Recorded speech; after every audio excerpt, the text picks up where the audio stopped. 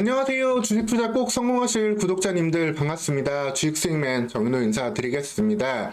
종목들이 왜 오르고 떨어지는지 알면 훨씬 더 주식 투자 성공하시기 수월해집니다. 오늘 시간도 종목에 대한 이유들 핵심만 쏙쏙 뽑아 전달 드릴 테니까 여러분들 영상 편안히 시청해 주시면 되겠습니다.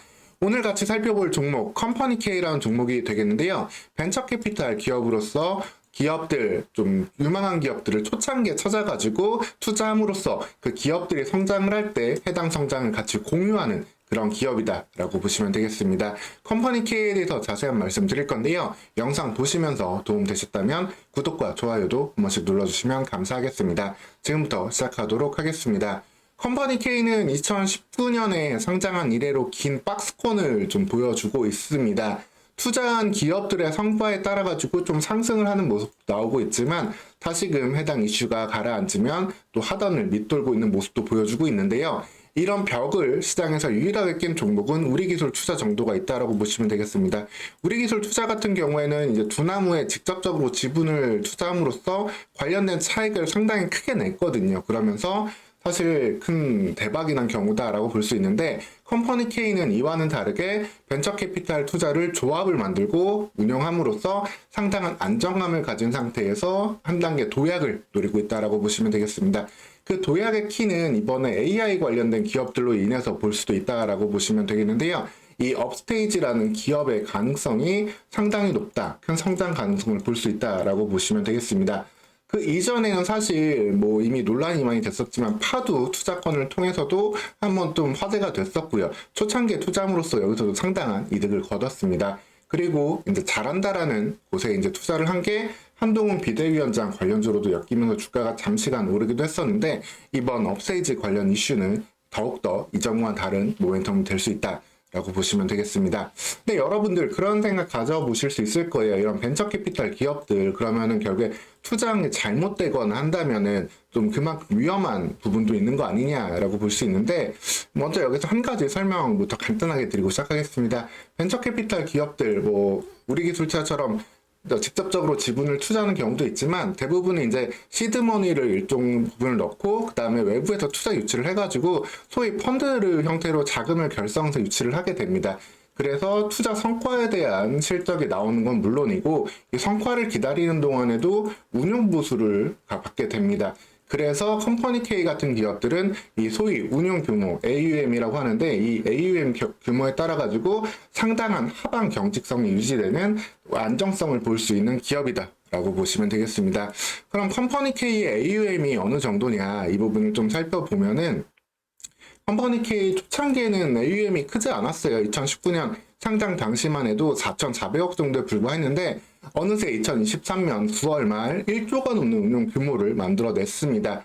즉 계속해서 수익을 창출함으로써 추가적으로 시드 머니를 확보를 할 수도 있었고 운용 규모, 운용 실력을 계속해서 업계로부터 인정을 받으면서 이렇게 설립 펀드 수를 계속해서 유지하고 늘리면서도 그 규모를 훨씬 더 늘려냈다. 1조면은 이제 어느덧 업계 상위권 규모다라고 볼 수 있는 수준까지 왔거든요.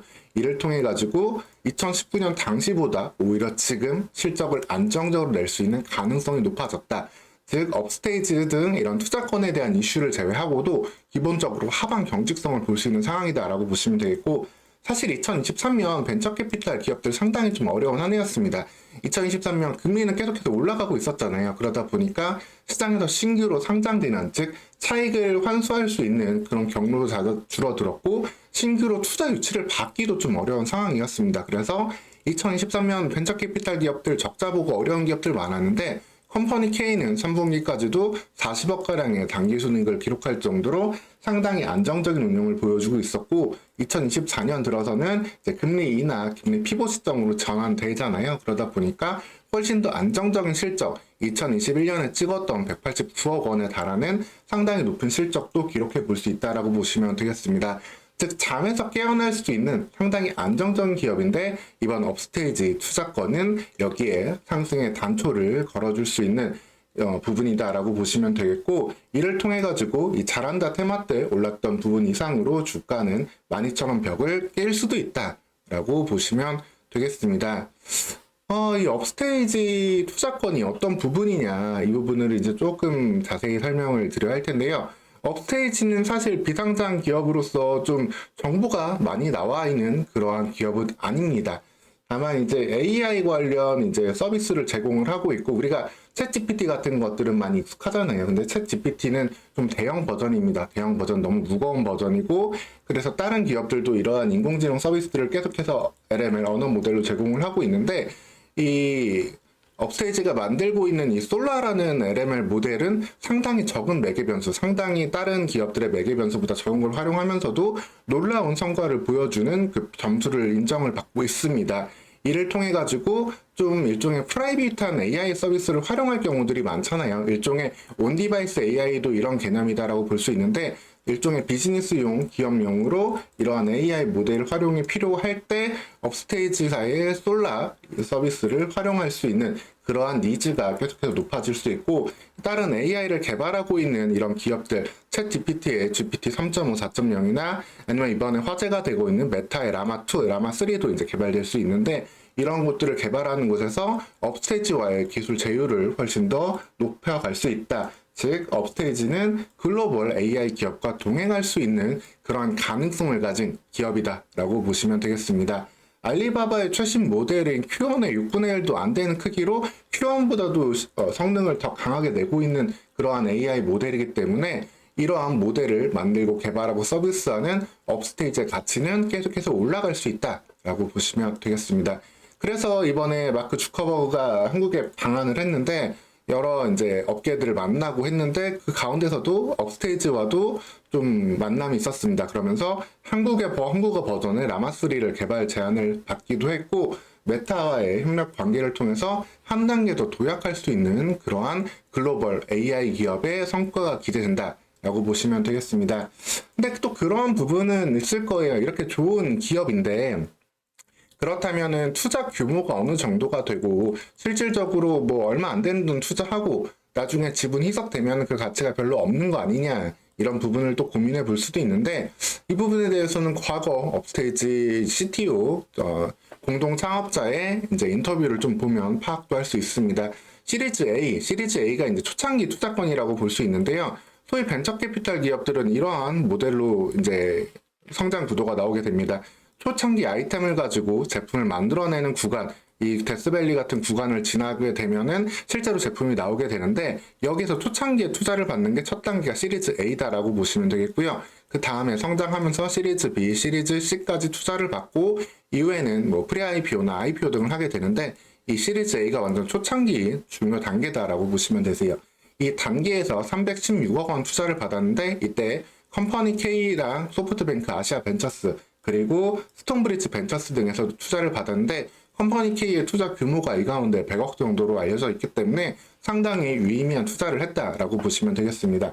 그리고 추가적으로도 자금 조달을 막 급하게 해야 되는 것이 아니에요. 앞서 말씀드렸다시피 솔라의 성능이 계속해서 나오고 있고, 다른 서비스들도 계속해서 출시를 하고 있기 때문에 회사 인력도 이미 100명을 넘게 충원을 해냈고, 그리고 컨설팅 매출 외에도 솔루션 개발을 하면서도 또 매출들을 이어내면서 급하게 투자를 유치할 계획이 없는 상황으로서 해당 지분 가치를 온전하게 유지해낼 수 있다. 그리고 손익분기점도 언제든지 낼 수 있는 흑자를 또 볼 수 있는 그러한 기업으로 부각되고 있다라고 보시면 되겠습니다. 이러다 보니까 시리즈 A 때 투자한 지분 가치는 훨씬 더 유의미한 그런 가치가 있다라고 보시면 되겠고요. 이러한 기업의 시리즈 B, 시리즈 C에도 추가적으로 투자할 수 있는 곳은 시리즈 A에 투자한 곳이 그런 트레일링 투자, 지속적인 투자도 가능하기 때문에 관련된 성과는 경우에 따라서 더욱더 높은 부분으로 이끌어낼 수 있다라고 보시면 되겠습니다. 그래서 이제 컴퍼니 K 말고 스톤브리지 벤처스 같은 경우에 동시에 상한가를 기록하긴 했지만, 컴퍼니 K 같은 경우가 보다 더 직접적인 그런 수혜주다라고 보시면 되겠고, 실질적으로도 이런 부분도 있어요. 컴퍼니 K 같은 경우에는 단순히 지분 투자를 하는 것 외에도 컴퍼니 K 파트너스라는 이름으로 회사가 되어 있는데, 이러한 벤처 기업과 일종의 좀 컨설팅 솔루션을 해주면서도 공동의 좀 협력 관계를 높여가고 있다라고 보시면 되겠습니다. 그래서 이 부분을 좀 보면은, 업페이지를 사업보고서 검색을 해보면 동사의 이제 부사장, 변준영 부사장이다라는 분이 있는데, 이분 같은 경우가 업스테이지에서 비상근 상무이사를 겸임을 하면서 협력 관계를 더욱더 공고하게 하고 있는 모습도 확인을 할 수 있습니다. 반대로 스톤브리지 벤처스 같은 경우에는 이러한 인적 교류 같은 부분은 다소 좀 약한 부분이 있다라고 보시면 되겠고요. 이를 통해 가지고 업스테이지 관련 투자 이슈는 컴퍼니 K에 보다 더 장기적으로 또 본질적으로 영향을 줄 수도 있다라고 보시면 되겠습니다. 이렇게 컴퍼니 K 좀 핵심적인 부분만 말씀을 드렸는데요. 중요한 거는 기본적으로 실적이 안정적으로 나오는, 즉 하방을 강하게 유지할 수 있는 그런 기업으로서 가치가 있는 가운데 이런 업스테이지 AI 기업 투자권이 실질적으로 유의미한 성과를 강하게 거둬낸다라고 한다면은 컴퍼니 K의 기업 가치는 시가총액 2천억, 3천억까지도 언제든 상승할 수 있는 그런 잠재력, 그리고 단기적으로도 폭발력 가질 수 있는 종목으로 여러분을 보시고 접근을 하시면 되겠습니다. 결국 2024년도 자본주의 핵심은 AI와 반도체가 이끌어가는 상황이 될 텐데 그 가운데에서 반도체 관련주들도 계속 체크해야 되겠지만 이런 AI 관련 알짜 기업을 투자하고 있는, 그러면서 탄탄한 실력을 갖고 있는 컴퍼니 K 같은 경우도 같이 좀 챙겨보면서 접근하고 대응해 보시면 되겠습니다. 오늘 시간 이렇게 컴퍼니 K에 대해서 좀 말씀을 드렸고요. 추가적으로 나오는 이슈들 있거나 하면은 챙겨서 말씀드리고, 따르게 좀 관심 가져야 될 AI 관련주들 또한 역시 말씀드릴 테니까 여러분들 채널 구독하시고 후속 영상, 다른 종목 영상들도 편히 보시면서 투자 대응해 가시면 되겠습니다. 오늘 시간도 영상 시청해 주셔서 감사합니다.